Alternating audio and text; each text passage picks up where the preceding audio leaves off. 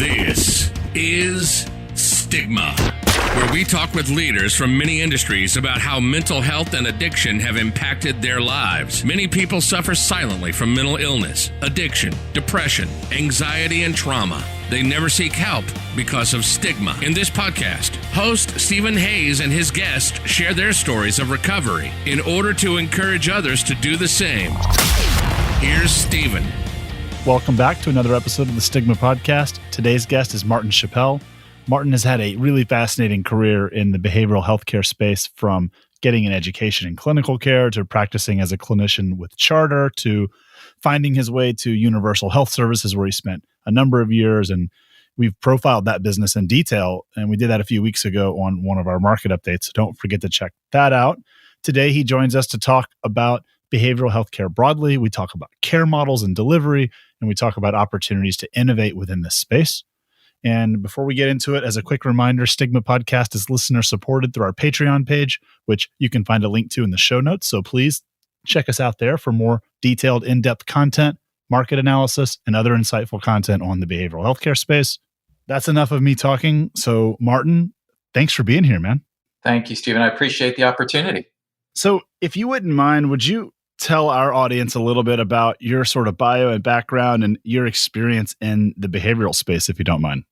Certainly. So actually, back in high school, as a senior, I took a course in psychology that really captured my attention in the field of psychology. And so as a result, pursued a bachelor's in psych from Rollins College. And then in that experience, with that education, decided I wanted to follow up with a master's in counseling, which I completed at Georgia State University. Practiced as a marriage and family therapist for 5 years, started out right out of grad school in a not-for-profit counseling agency. Then from there, after about 5 years of serving as a clinician, transitioned into administration, healthcare hospital administration with a charter behavioral health system. And then was with them for, 13 or so years. And then in 2000, joined Universal Health Services as a senior vice president in their behavioral division. And then in 2016, I felt called to leave UHS and serve in a leadership role for an organization for which I've been on the board. And so I've been the president and CEO of Schappell Retirement Community in Fort Myers, Florida for the past 4 years. How does that UHS time sort of translate into what you're doing now? I imagine that there's a lot of overlap between the behavioral experience and background that you have and what you're doing with one of the largest, I guess, senior healthcare facilities in the country. Is that right? Right. Schappell is one of the largest, actually, about 2,500 residents and close to 1,200 employees. And so we are the largest in Florida and the second largest in the country in terms of a single site community. In terms of your question of how that early experience has translated into my role today, I will tell you one of the things that has been the most impactful parts of my history is my training as a clinician. I think learning about people, motivation, mental illness diagnoses, how people are wired, has absolutely influenced my leadership style, how I manage. And so that has been a part of my career for over 35 years. The experience I received through working in the not-for-profit early on, as well as the for-profit world with charter and with UHS, has likewise, I think, helped position me well for today. So I'm grateful for all of those experiences because I think it is those skills and those experiences which have helped me be successful. And so you were trained as a clinician. You went to school for that. When you got out of school and when you found your way to UHS, were you working as a clinician or were you working in some other capacity within the behavioral space? I worked as a clinician for those first few years out of graduate school and transitioned from the not-for-profit into the for-profit world back in the late 80s or early 90s is when Charter, the company I was working with at the time, part of what they were doing was opening counseling centers in markets outside of where they had a hospital. And I joined them as a counseling center director, opened up one of those outpatient sites, the first one in our community that I was living in North Carolina. And then it was in that experience that I transitioned over into hospital administration, into their leadership development program. And from there, hospital CEO, multiple facility responsibilities, et cetera. my transition from charter to UHS was really in 2000. Charter went through a bankruptcy. And at that point in time, as part of their filing, they sold off their hospitals and properties. And UHS purchased 8 of the charter hospitals. And so I was able to transition from my role as a division president within charter into the senior vice president role with UHS at the time of that acquisition. And so one of the things I like to think about in this space is the lack of care that's available out there, the lack of therapists, the lack of psychiatrists. And something that came to mind when you were kind of telling me your story is that a lot of good clinicians probably find themselves being pulled out of clinical roles and put into management roles in these businesses. And maybe that's one of the reasons why we don't have as much care out there, is because we need people who've been in those roles to be able to manage those businesses. And so it's not that we're not making enough clinicians every year, it's that we have to pull them out into other roles from time to time.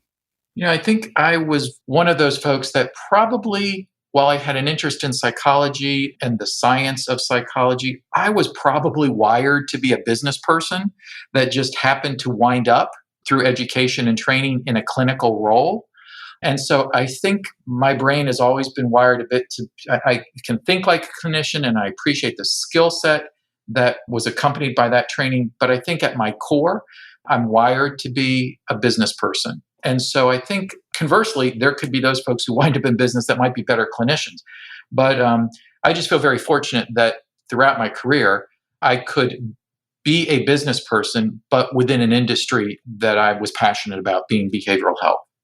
During your sort of transition from clinical work into more of the business side of mental health, how did you start to see the space? Did you see more of the industry? Did you see UHS evolving over time? Kind of, how did your perspective on the delivery of mental health care change as your role changed over time? I think the delivery system has changed, right? I mean, I think in some ways it's far more efficient. To some extent, it may be far more effective. 30 years ago, it was not uncommon for hospitalizations for acute care symptomatology to be 3 months and longer. And, the classic 28-day program kind of thing. And over time, just by nature of the industry changing and reimbursement changing, those 3-month stays became 3-day stays. And those 28-day programs became 2.8-day programs. And so the industry definitely changed in terms of accelerating the pace for treatment. So in many ways, there's lots of great things that came out of those transitions. However, there are also lots of consequences to those transitions. I do think great care took place when you could build a relationship and a rapport and create a safe environment for people to recover. And so I think some of that acceleration of the treatment plan has created a disadvantage for people. So again, I think we've been more efficient. In some ways, we've been more effective. But in other ways, I think we've also lost some of the true recovery that can take place. I want to understand that. That's really important to me. So let's start with the 28-day classic program. Where did that duration come from? Why do you think we have the term a classic 28-day program? I think really it was intended to, I don't know that there's anything magical about that length of stay, especially in addiction treatment. I think it really just indicated that there was a process that needed to take place. There was a discovery process. There was a recovery process that needed to take place, and that it didn't happen until obviously there were certain things in place, such as a thorough detox, and then a level of awareness and understanding of the reason for the treatment and so on. And so I think there was just this sense of there's a natural evolution that takes place in treatment, a readiness, a receptivity, and that takes some time, and that you can't rush that process. And so I think similarly, whether that was addiction treatment or that was traditional mental health behavioral treatment, the same rule applies, that everyone's pace may be a bit different, but to accelerate that beyond one's ability or one's ability to gain insight, you're rushing the process. You're moving ahead of where the resident or the patient or the client is. So I think, again, some of that was just by nature of the cost of treatment was significant. And so length of stays dropped from a bed-based program. But I don't know that we necessarily did as effective a job at replacing that with outpatient services. So what do you think really drove that? Is it profit? Is it the business of recovery? Is it that we should be treating people longer? Should we be treating people shorter? I mean, maybe a better question is, where is the balance between optimizing for the business of recovery and optimizing for getting people well?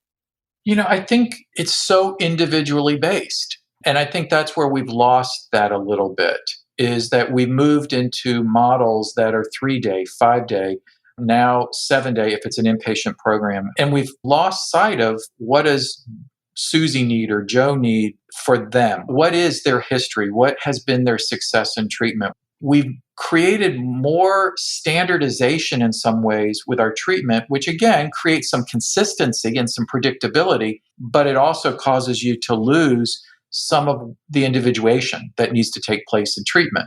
How can we make it more individualized? I mean, what needs to happen? I mean, where is the breakdown? Do we need to go back in time to a way we used to do it, or is there an evolution that needs to happen in the space? Like, how do we get to that place? Because I agree with you, as someone who goes to AA, as someone who lives in recovery every day, the things that matter to me the most are the personal touch that I have with my sponsor. It's the personal interactions I have with my friends in AA.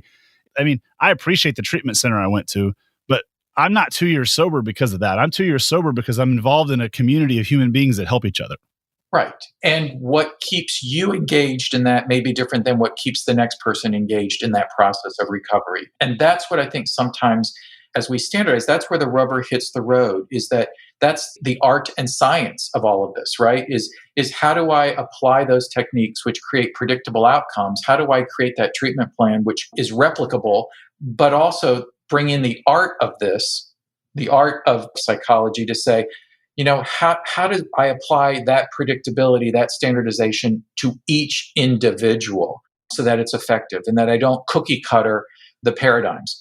And that's, I think, the challenge. And so when you say, how do you do it? I think some of what we have lost over the years is we've gotten to be a bit too standardized in some things, and kind of push people through the same sausage maker, rather than really saying, what is it that Joe or Susie needs that's going to make a difference ultimately in their sustainable wellness? Yeah, that's interesting to me. You mentioned this term. I've used this term, the art and the science of blank, over the years, whether it's with venture capital or whether it was on Wall Street with investment banking or company valuation or fundraising. So I love that the most complicated things in the world are sort of a balance of art and science. And if you really want to say, you can't prescribe an equation to them. And that's what you're telling me, is that it's got to be individualized. What I'm kind of curious of here is, what do we need to do to get to the point where we can offer individualized care at scale to people? Because I feel like to offer care at scale, you almost have to have an algorithm. You almost have to have a certain way to pay for it and a certain way to administer it. And it has to be done in a standard way because it has to be regulated.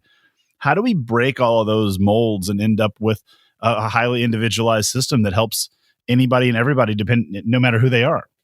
You're absolutely right. You do have to create systems and processes that are standardized to introduce a level of efficiency to it. And as well, it does create the ability to replicate. So I'm right there with you. I'm not trying to say we abandon all of those things. Those are important processes to have in place. I think some of it is maintaining perspective. And I think, again, I'm coming from a background as a clinician who spent initial years in individual treatment, right? Working with an individual or working with small groups. And so I've always had to stay mindful of what's groupthink versus what's individual. And so I think some of it is more the application than it is the construct. It's how it's applied. None of us want to be perceived to be just a number, right? And so I think part of the therapeutic process is, even though the application of a protocol may be standardized, it is how that application is applied. Does the individual feel like they're number 52 at the deli line, or are they really feeling like they're being attended to well as an individual? And some of that is just dignity, that sense of respect, the mindfulness of treating people as individuals. Yeah, it's interesting. I think for me, I remember being in treatment, and I remember in treatment, I didn't feel like I got enough face time with a therapist, not enough face time with a psychiatrist. I was spending all my time in these group sessions, and I was spending all my time with these other people who were messed up like me, and I didn't want to hear their advice. I had no idea what recovery looked like. And now looking back on it, the most valuable thing I got out of going to rehab was the people that I was there with. It was the relationships I made with the people who also wanted to be well or needed to get well, and learning from their mistakes and their problems. And it really wasn't the clinician time that made the difference. It was the interactions with my peers. And it's interesting, like I think there's probably this really steep learning curve for people when they get into recovery. And I'm wondering how that plays in, because I needed to be educated on what recovery could even look like. And I certainly had no idea what it was even when I left rehab.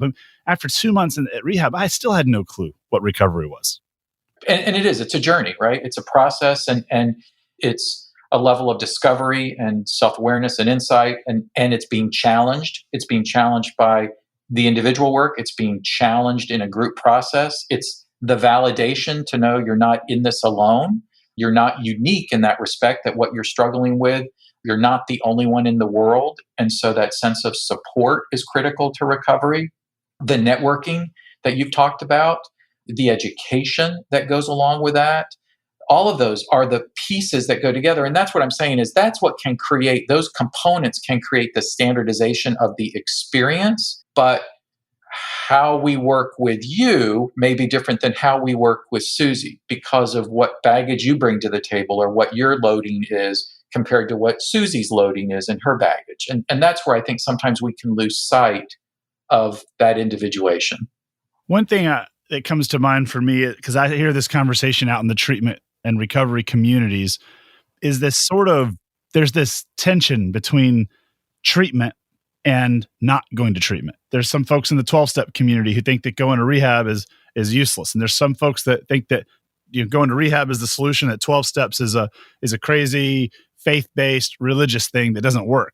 So where's the balance in your mind? Or do you see a tension between those two schools of thought, between the treatment center versus the not going to treatment when it comes to recovery? Boy, Stephen, that is such a loaded question, in that there is tension on that issue from the dawn of time, right? I mean, there's the group of folks who perceive mental illness or those who struggle with addiction to be sin or weakness, or then there's the camp that it's all chemical, it's genetic loading, and then there's the camp that it's all learned behavior. And I mean, so pick which approach you want to come from, and that's going to dictate what your perspectives are about treatment and recovery. I happen to believe that it's a little bit of all of that, right? There's genetic loading, there's chemicals, there's learned behavior, there's nature, nurture, there's all of that. And so I think that influences my perspective on treatment and recovery. And so that tension has been there for an awfully long time. And I don't know that we're going to solve that one today.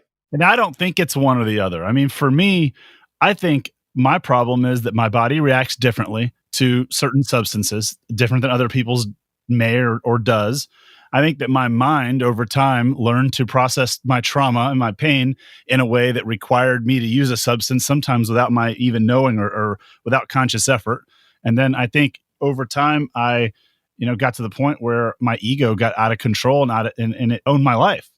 And that's a spirituality thing for me. And so for me in recovery, I need some things in place in my life that physically make it a little bit harder for me to get access to the things that I struggled with. But more importantly, I need to treat my mind. I needed a new way of living.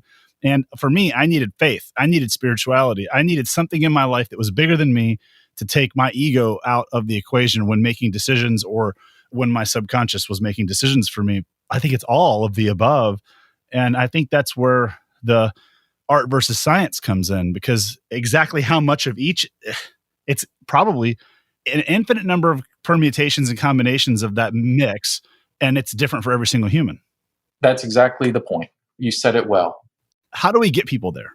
We're so solution oriented these days that I think sometimes we abandon the process. And while I've said to you, there are ways that we can be efficient in the delivery of behavioral healthcare services, almost by nature of what therapy is, there's an inherent inefficiency, right? It's sometimes therapy is 3 steps forward, 2 steps back, 5 steps forward, 6 steps back. And so that in and of itself, it's not robotic in that we can check off the boxes and say, okay, dun, dun, dun, dun, dun, dun, dun, you're now healthy. Therapy and behavioral health and mental health and addiction recovery, it's messy. It can be periods of time where there's tremendous growth and then there's relapse. And so I think by nature of the fact that you're dealing with emotions and chemicals and other things, it is an inefficient experience. And this is what often, going back to the science piece, one of the things that I've always, and why I promote the science of psychology, is that I think sometimes the industry does hide behind the fact that they say, well, wait. We're not like a broken bone that you can go into the hospital and get it x-rayed and an orthopedist comes in and sets your bone and puts on a cast and boom, you're done. Very predictable. I've often said, well, no, we're not like that in behavioral health, but we also don't need to be willy-nilly and, whatever kind of sticks maybe. There is a level of science that we can bring to this. But we can't ignore the fact that as human beings, we're messy and we bring that mess into treatment. And so that's, again, going back to why I think so much of this needs to be individualized. And we need to be mindful of where we can standardize with science, but never lose the art. You had mentioned this topic as well of self-discovery. And I think some people out there probably hear those words and think about what you just said, which is the sort of willy-nilly aspect of this.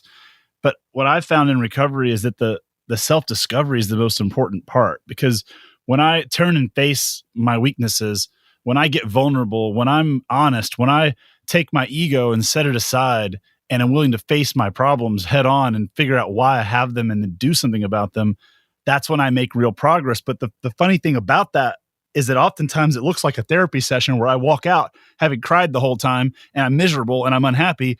But 2 weeks later, I go, wow, that was a huge moment in my life when I made that realization. Those aha experiences, whether they're personal or professional, are some of the most potent, right? And so, insight doesn't necessarily bring change, but change certainly starts with insight. And so I think, the self-awareness you're referring to is critical. That's maturation and that's wisdom. And so, wouldn't it be amazing if in corporate America, we had that comfort level with those aha experiences and with that vulnerability and with the ability to kind of abandon the narcissism and the pride to step away and say, what am I missing here? And that level of vulnerability in the boardroom, it'd be curious as to what that might do in corporate America. I think it would radically change corporate America for the better. And one of my big questions, a big theme or thesis for me in life in general, is how do we encourage that? How do we get leaders to be more vulnerable? Is it something we can encourage systematically? Is it something it's just never going to happen? Is there a chance? How do we bring that about?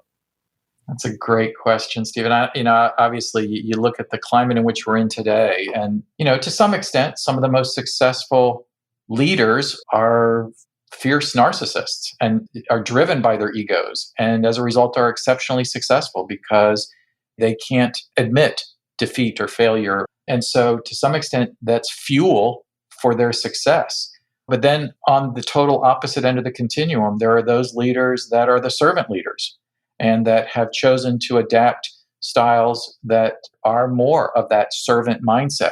And they're equally as successful. So I'm not sure how we're going to ever influence that. I would always say both are successful. Both models are successful, depending upon the culture and the business you're in. I spent a lot of time in the behavioral health startup environment, and I'm kind of curious if you had some thoughts around it. If you were a young entrepreneur, if you had just graduated college with your degree, and regardless of what it is, business or psychology or whatever, and you wanted to go out and build a business in this space, where would you say the white space is? Like, where's the opportunity to create something that would help people? That's a great question. I already said to you that one of the things that attracted me to the behavioral space early on was the integration of the science and art and the practice of psychology. So I valued the science that accompanied psychological assessments and testing, along with the art of applying therapeutic techniques in order to help someone in their journey, right? So I really believe that much of the therapeutic result someone experiences in treatment is tied to that initial assessment and diagnosis. And in the assessment process, if a clinician doesn't ask the right probing questions or does not confirm their observations with testing or validates it with science, so to speak, then there's the risk of potentially missing critical information or misdiagnosing the client. And at that point, in either case, when there's been misinformation or a misdiagnosis, the treatment plan's going to be inadequate. So one area that if I were an entrepreneur and looking at where there may be opportunity is I think a company that potentially does standardize that assessment and diagnosis process and introduces that empirical piece to this. And so, a standardized, empirically based assessment and diagnosis product. And obviously that's going to include technology, potentially telehealth with the assessment piece. So there's a strong technology component. But again, relying upon something more than just the clinician doing an eyeball assessment and hoping that they're asking the right questions. Introducing as part of that assessment process and diagnosis process, a true empirically driven component. It's interesting because I think about this a lot. There's hundreds of these surveys that are assumedly, or I guess allegedly, or not even allegedly, they are clinically validated, whatever that means. And these surveys are our own opinions of ourselves. We give them to our clinician, and our clinician makes an assumption or opinion about us, and then diagnoses or provides care to us, and then waits to see how we react, and then adjusts their care based on how we react to their guess. And that's just, to go back to the broken leg analogy, I mean, that's not science. That's guessing. That's exactly right. And some of the testing that it's not testing, but some of the things that are out there that, you take 50 questions and it tells you what your strengths may be, or it tells you, gee, you're a person who's driven by X or Y, or you're the leader. Oh no, you're the warrior. Oh no, you're the comforter.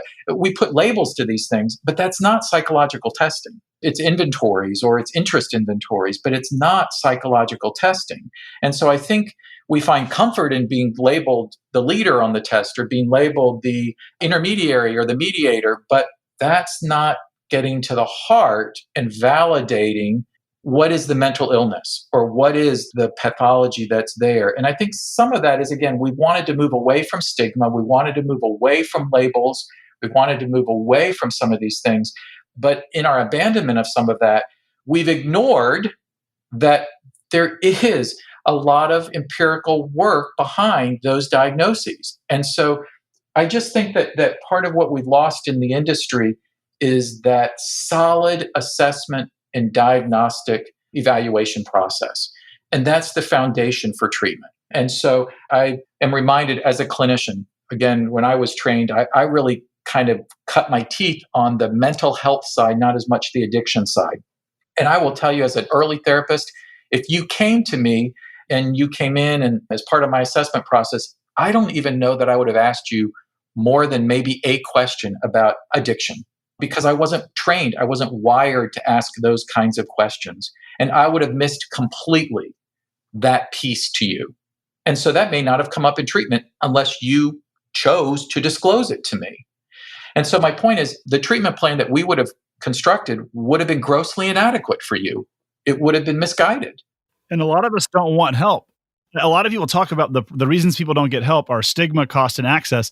And that's great. Those are cute. I mean, those are three of the big reasons. I think the biggest reason people don't get help is because they just don't want it.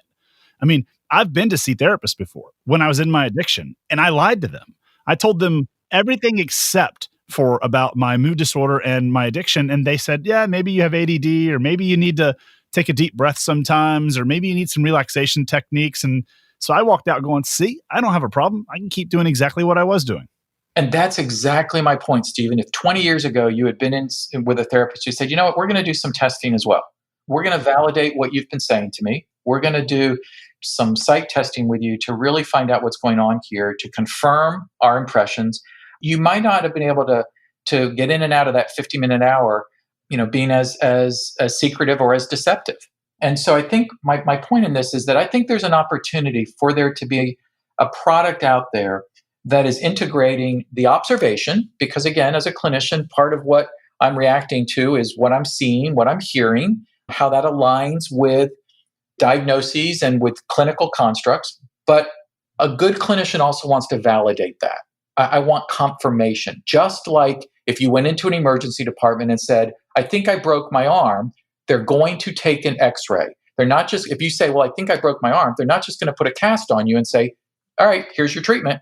They're going to validate your comments. They're going to validate their observations. They're going to touch and hold your arm, but they're going to still take an x-ray to validate their diagnosis before they apply treatment. And so I think there's an opportunity out there to look at that science piece a little bit more strongly in the assessment function. And then, it doesn't necessarily, that product or that company can just purely be an assessment and diagnosis function product. It doesn't have to be the therapeutic treatment piece. But I think about those insurance companies or even clinicians who really don't have the resources to do that level of testing or that level of assessment. There's a market out there for folks to say, look, come into me as a therapist. I'm going to work with you on this treatment plan. But holy smokes, if you can bring into me that kind of information, then we're going to be far more effective and efficient in our treatment planning. If the therapist had access to how I'm doing in between sessions, that could be exponentially powerful information. Absolutely. So, that might be one product. I think another thing is when I go back to my days in those early days where the model was like with Charter in the late 1980s, early 1990s, they had a continuum of care that was a spoke and hub type of model. So the acute care hospital served as the hub, and the satellite counseling centers served as the spokes to the hub. And some of those counseling centers were in rural markets as far away as 2 hours from the host hospital. And those centers provided assessments and testing and therapy and medication for the local community, but also then offered the follow-up care for the post-acute care hospitalization. So those acute care companies really exited that model because I think they perceived they were being competitive with hospital referral sources. But I believe there's still room at the table for that franchise model of outpatient counseling center companies. I wonder if that acute care center could be a digitally provided piece of care, since you said it was 2 hours away in the 80s. Why can't it be across the world today? It could be. Again, as long as it doesn't lose the individual touch to what I think treatment should always include. And so, think about that franchise model. If they can offer some of the centralized back of office services, back of office being the appointment scheduling and the insurance verification and the billing and collections and the recruitment of staff and accounts payable. If you can standardize, centralize all of those functions and even offer then the office or the clinicians the standardized policies, practices, forms, paperwork, et cetera, that allows the clinicians to be clinicians and not business operators. So you standardize, centralize all of the business operations. And again, whether that's a storefront or whether it's a digital type of thing, there's, I think, room at the table again for outpatient services in markets. But rather than it just being Mr. Jones or Dr. Jones opens up that office in a particular city, the standardization and the franchising piece, I think, is what creates scalability and efficiency and ultimately then a return on that.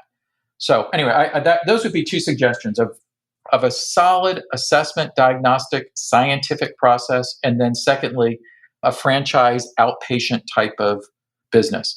There's lots of folks, lots of needs under the table right now related to opioid treatment and addiction and modules and treatment. And so I think that space is it's very attractive right now. Telemedicine is obviously very, very attractive right now. So, I think those seats are getting pretty full. Yeah. I found over 1,000 startups in the mental health space, digging around, looking around over the last year. I mean, there's a lot out there and a lot of it questionable in its science and its methodology, so it's a tough space to navigate because at the end of the day, I feel like my North Star needs to be, okay, make sure I don't fund something that could hurt people or that the risk to people, this is a very dangerous gray area, but the risk to people is worth finding out if it works or not, or it could help a lot of people. And so finding that balance is very, very hard as an investor in this space. Well, I am grateful that you have chosen to take your experience and your education and your training and dedicate it to this particular space of mental health, behavioral health. I mean, I think that's so admirable. And so I appreciate the passion you bring to this industry and this space and your desire to see newcos start and be funded and that you're participating in the appropriate risk of that of that process. I think that's very commendable. So thank you for what you're doing. I know we don't have a ton of time. So one thing I do want to make sure to ask you about, because I think it's a huge market opportunity for people in our business, in our world, is around the senior care space. I think that mental health in seniors is often overlooked. And I think it's, as our population ages, it's going to be a huge opportunity. As you operate one of the largest senior care facilities in the country, how do you see senior mental health, and what's different about it, and how should we be doing something to help seniors with their mental well-being?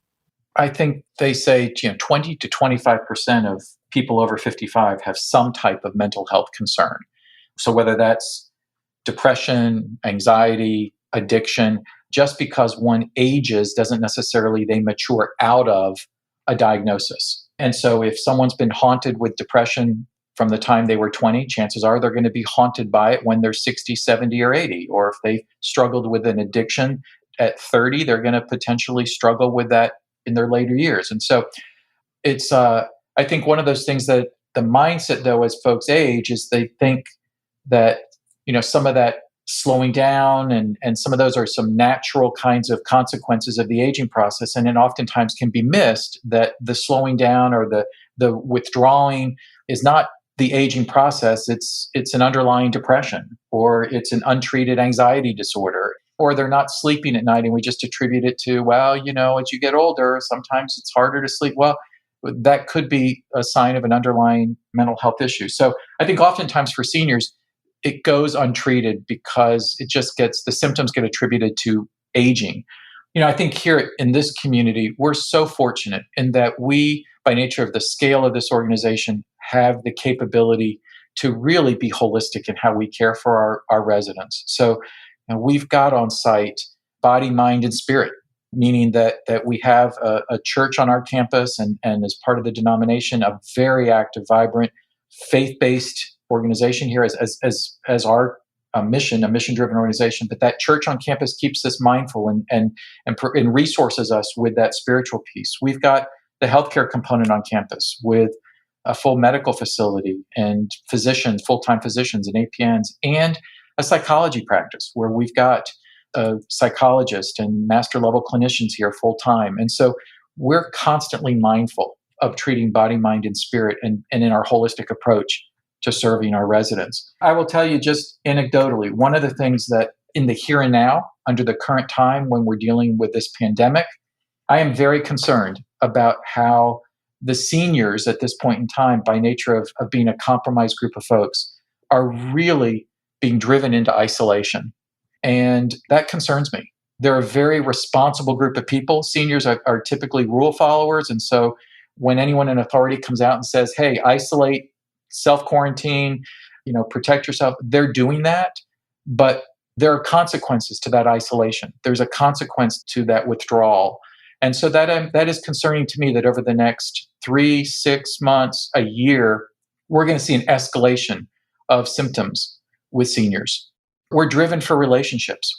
We're wired to be in relationships. And for folks to be isolating, there's consequence to that. So that's just a side note of my concern for seniors and their behavioral health over the next year is as we come out of this pandemic, we don't miss that. Yeah, that's really insightful. And I agree. I think there's going to have to be a special attention paid to that population because you're right. I mean, a lot of these folks they have less connectivity in their life naturally at this stage in life. And then we've asked them to remove the connectivity that they do have.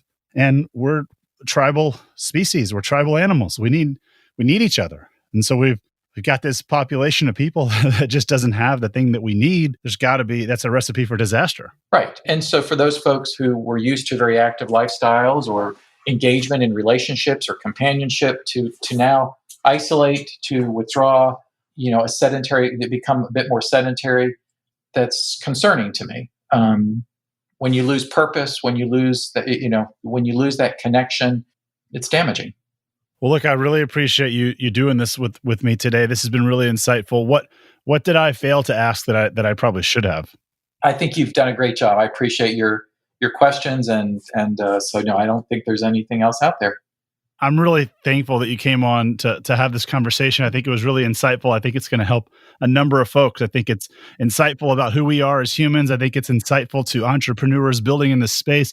I think it's insightful to anybody who has an aging parent or loved one, that as a reminder that go check on them, check in on and make sure that they're not just sitting there alone, deteriorating because they're alone.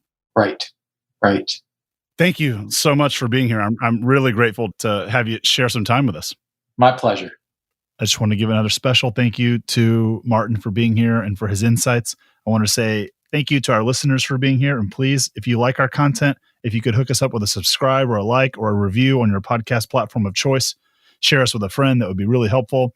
We also have a Patreon account where our loyal supporters can support our content creation, which will be linked to in the show notes.